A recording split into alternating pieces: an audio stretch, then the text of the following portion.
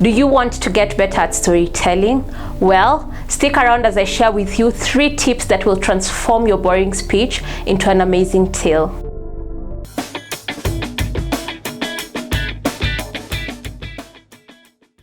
Hello and welcome. My name is Njeri. On this channel, we talk about storytelling, entrepreneurship, and excellence. If those sound like topics you're interested in, join the family.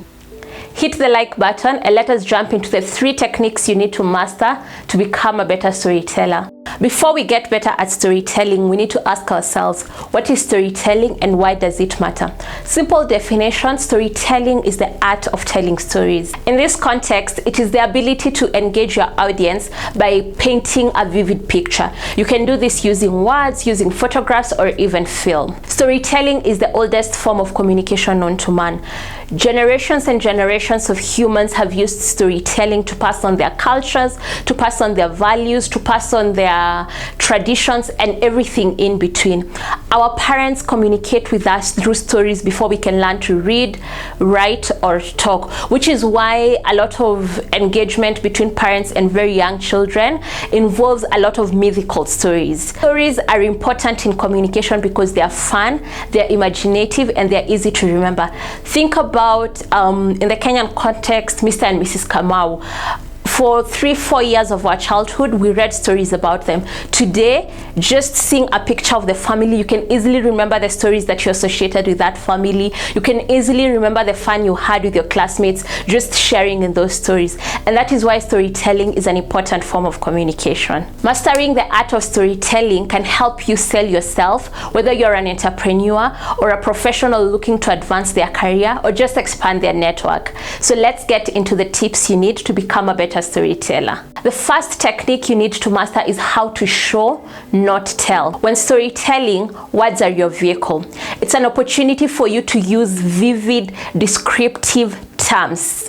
Think of words that can paint a picture. Think of words that can transform the listener from their reality in the present moment to the reality of the story you're creating. Think of ways you can help that person imagine the scene as vividly and as realistically as possible. Use words that describe the scenery, words that describe the sounds, words that describe the smells.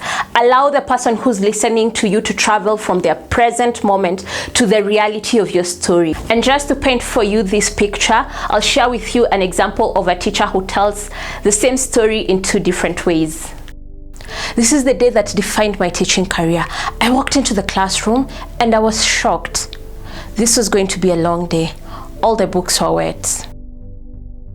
I had already had a fight with my mom that morning. It started with an argument about money and ended up with cups flying. As I was walking into the classroom that rainy, cloudy morning, I was hoping for the best. But as fate would have it, this was going to be a long day. As I walked into the classroom, half of it was flooded, and this is the half that had the children's books. This was not a good day. And yet, it was the day that defined my teaching career. Of the 2 stories, which one do you think painted a better picture of her reality? Step number 2 is keep it simple. Once you start painting a picture and creating the reality of your story, it's easy for you to get carried away. The first draft should have as much detail as possible, should be as vivid as possible, as descriptive as possible. But this is just the first draft. Now, once you start working on your 2nd, 3rd, 4th, 5th, 6th, and so on draft, then this is an opportunity for you to edit the first draft and contextualize your story to the reality. So you can use one story in different settings.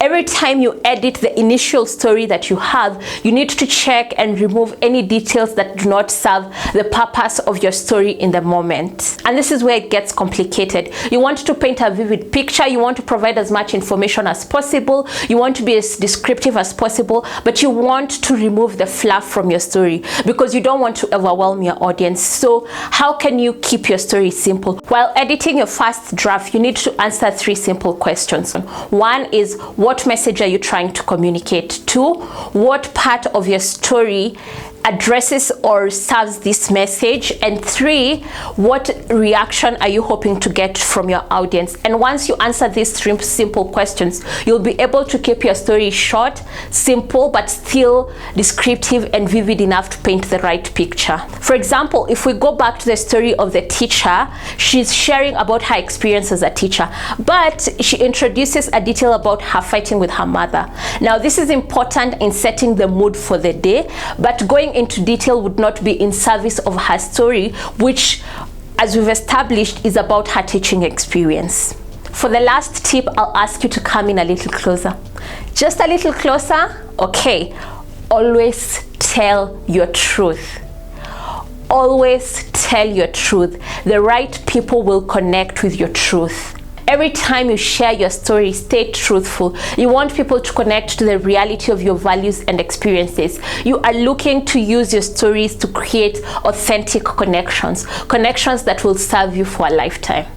So there you have it, 3 simple techniques to help you become a better storyteller.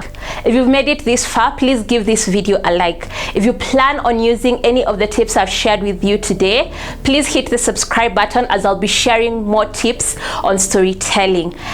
Share with me in the comments section below what kind of storytelling techniques you've been using, or what kind of techniques you'll be using to tell bomber stories now and in the future.